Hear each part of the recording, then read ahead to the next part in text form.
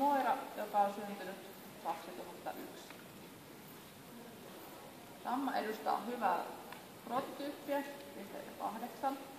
Sillä on hieman iso pää. Sillä on hyvän muotoinen, hieman lyhyt kaula, 7. Lihaksikas ylälinja, hyvä säkä, 8. Sillä on pitkä lapa ja hyvä syvyys, 7,5. Sillä on lihaksikas lautanen, mutta lyhyt reisi, 7. Etujaloissa on hyvä luusto, liikkeet ovat suorat, 8. Takajaloissa samoin hyvä luusto, se on altas takaa, 7,5. Käynti on aktiivista, siinä on hyvä työntö, mutta se on etupainoista, 7,5. Ravi on kiireistä ja lyhyttä ja se saisi olla irtonaisempaa, 6.